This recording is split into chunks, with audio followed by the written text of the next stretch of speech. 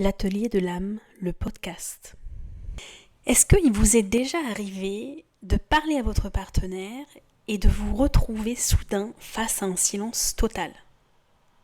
De ressentir une absence de réponse, un retrait brutal mais sans savoir pourquoi? Vous êtes-vous déjà demandé mais pourquoi elle se ferme, il se ferme, elle se retire ou il se retire? Est-ce qu'il m'aime ou est-ce que c'est un rejet? Pourquoi en fait le simple fait de vouloir parler ou partager mes émotions déclenche ce mur de silence? Si ces questions vous parlent, sachez que vous n'êtes pas seul. D'accord, c'est très fréquent. Ce silence qu'on appelle le silence treatment dans la théorie de l'attachement, d'accord, c'est vraiment une expérience assez frustrante, mais très fréquente chez l'évitant.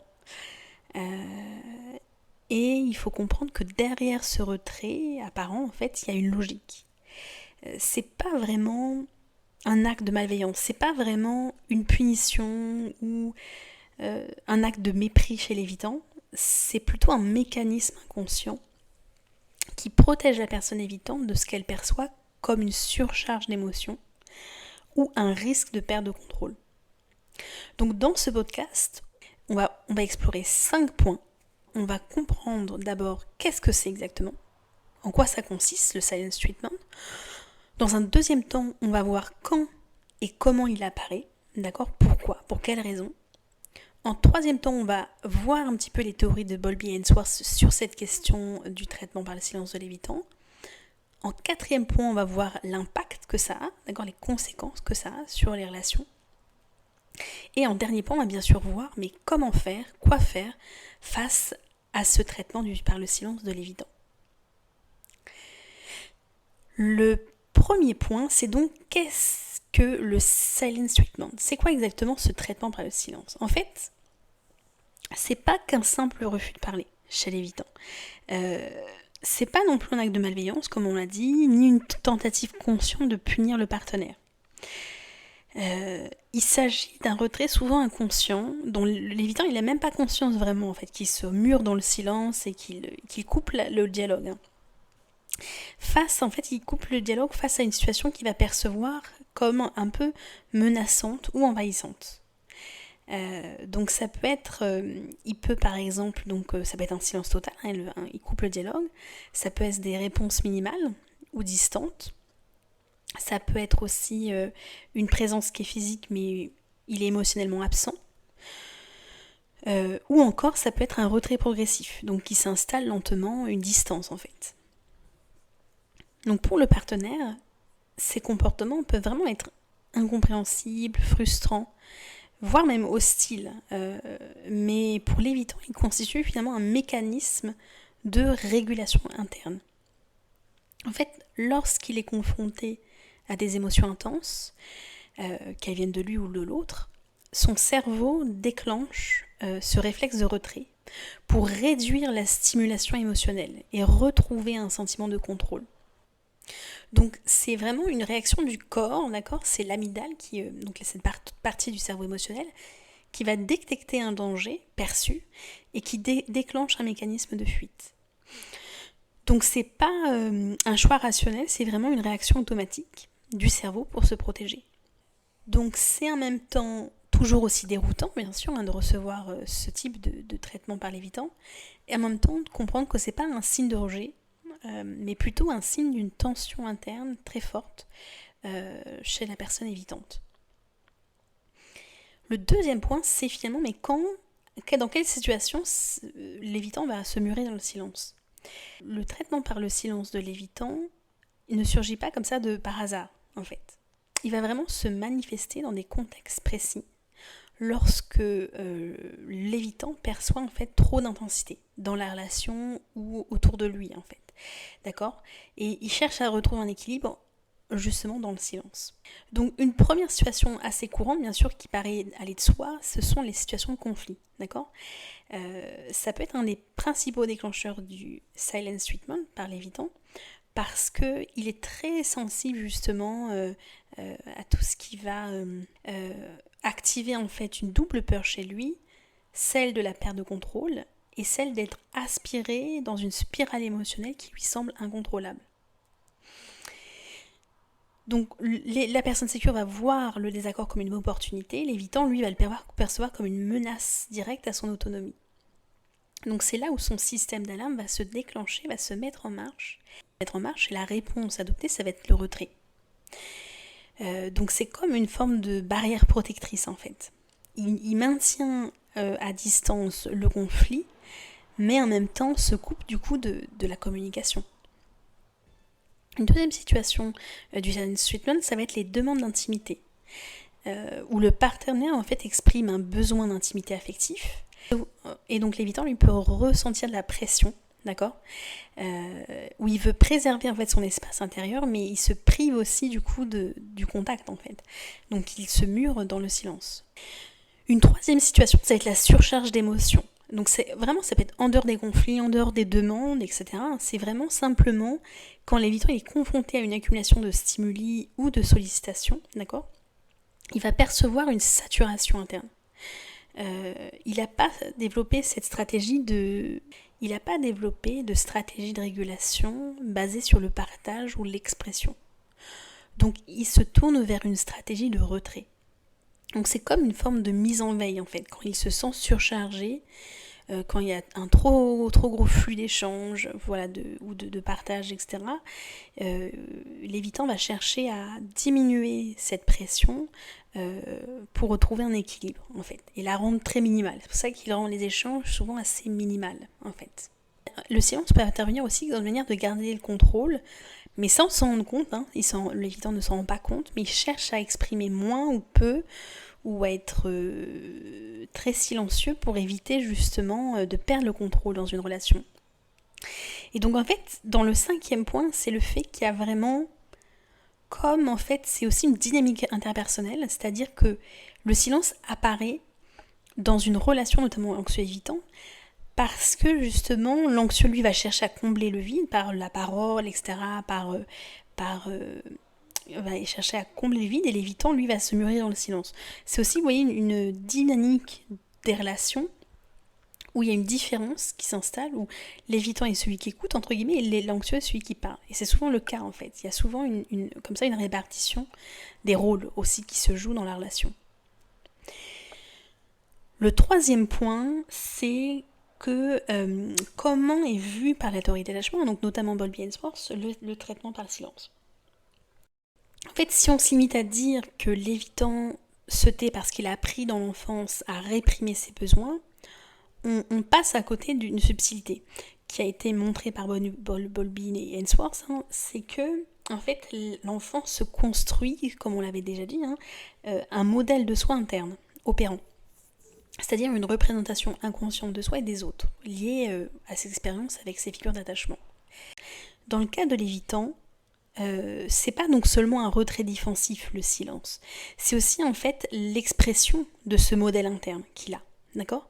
En fait, par le silence, il communique sans le vouloir une vision du monde. D'accord ? Dans lequel il pense qu'exprimer ses besoins ne sert à rien, va être rejeté ou inutile. Donc le silence, c'est le langage même de ce modèle interne, une manière de rester en cohérence entre sa vision du monde, donc son modèle interne, et son vécu. De même, c'est Mary Ainsworth qui a montré à la fois que dans la Strange Situation, on observait de l'extérieur que l'enfant évitant donne très peu de regard à ses parents, exprime très peu de détresse, mais qu'en même temps, les signaux internes en fait montrent qu'il est sous stress en fait lorsqu'il vit la séparation avec sa mère. Donc en fait c'est un calme apparent, c'est une façade, c'est une stratégie pour masquer en fait qu'il est activé intérieurement. Donc c'est pour ça que ce traitement par silence, c'est pas une absence d'émotion, mais bien au contraire en fait un signal d'un trop plein d'émotions, un trop plein de stimuli, d'accord, que l'évitant cherche à gérer dans le retrait. Donc ça va plus loin, c'est que ce traitement par silence, c'est une forme d'économie. C'est une forme d'économie d'énergie pour l'évitant, d'accord ?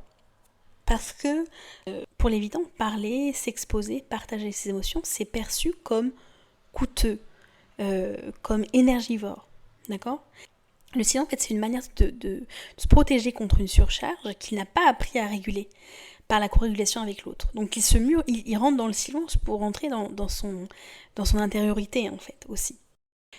Une autre idée intéressante là-dessus, c'est que les théories ont montré que en fait c'est aussi une forme de dissociation, d'accord ?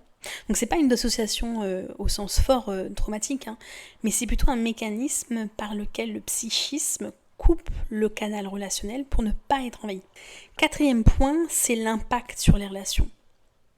En fait, ce silence chez l'évitant va vraiment avoir un impact sur la relation parce que c'est pas seulement une absence de mots, c'est aussi vraiment comme un vide en fait pour l'autre et où ça génère des interprétations. Et c'est ça en fait, la première chose qu'on peut voir, c'est que le silence va générer beaucoup d'interprétations.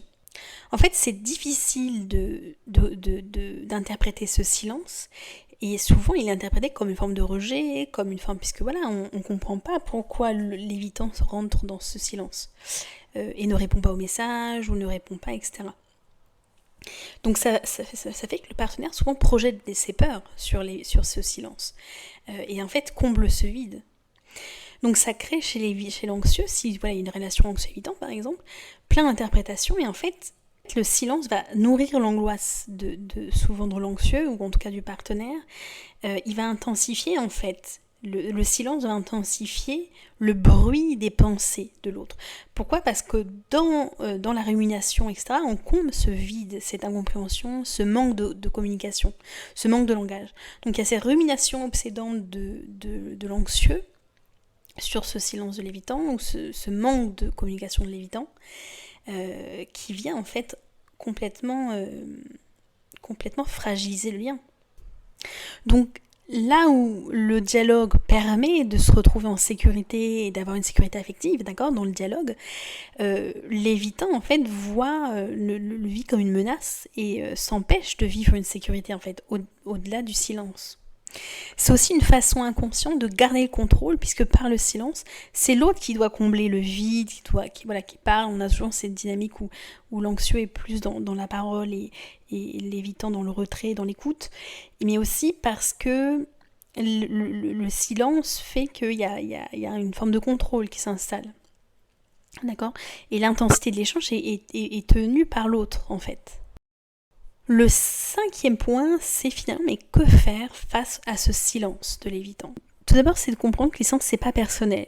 Même si ça ressemble à une sanction, c'en est pas une, en fait.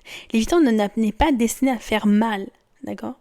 Il exprime surtout, en fait, une impossibilité à rester dans l'échange. Donc, bien le comprendre, éviter dans la réaction impulsive et de prendre à vif ce silence, en fait, comme quelque chose une offense. Mais bien sûr, en se protégeant aussi, bien sûr, en disant, écoute, voilà, ce n'est pas possible de tout le temps régler les choses par justement l'absence de dialogue, etc. Donc bien sûr aussi l'expliquer à l'évitant que c'est pas possible. Donc c'est comprendre, éviter de réagir dans l'émotionnel tout de suite, poser des limites claires, apprendre à rester en lien autrement aussi, d'accord ? Parce que le silence verbal ne signifie pas forcément aucun lien. Parfois, il y a d'autres formes de présence qui sont non verbales.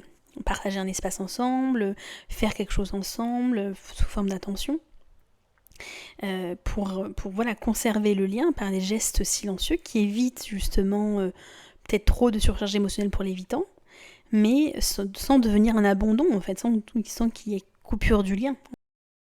Enfin, il faut différencier si c'est des choses qui arrivent ponctuellement ou qui sont vraiment très fréquentes. Parce que si c'est un retrait ponctuel, voilà, parce que l'évitant a appris comme ça à se protéger, même si c'est maladroit, etc., c'est compréhensible, d'accord ? On peut l'accepter, on peut se dire, bon, l'aider un peu à sortir de sa coquille, bien sûr, en l'incitant à dialoguer, etc., dans une écoute bienveillante et dans une attitude bienveillante. Mais parfois, si le silence c'est vraiment une armure durable de désinvestissement où c'est tellement fréquent que il y ait plus de possibilités de dialogue ou que c'est vraiment quelque chose qui est utilisé à mauvais escient. Conclusion, ce silence nous permet de comprendre, mieux comprendre l'évitant, mieux comprendre son fonctionnement, qu'il ne s'agit pas d'une punition mais plutôt d'une tentative maladroite de se protéger de l'extérieur. mais qui doit pas non plus être accepté, hein, qui doit être compris si ça arrive de manière ponctuelle, mais être remis en question si c'est trop fréquent. Et donc d'aider l'évitant à sortir de ces fonctionnements où il est dans le mutisme et il n'arrive pas à dialoguer, il n'arrive pas à exprimer les choses, etc. et aller petit à petit. Mais en fait, ce qui est intéressant là-dedans, c'est qu'on découvre aussi que dans une relation, on ne souffre pas seulement quand l'autre, par exemple, nous critique ou nous blesse, etc. On souffre aussi quand l'autre se tait, en fait. Quand l'autre, par le silence de l'autre. Et le silence, ça signifie quelque chose, c'est un langage. On est des aides de dialogue et en fait, quand on coupe quand quelqu'un se tait, on peut le vivre très mal aussi. Quand il y a un vide qui s'installe.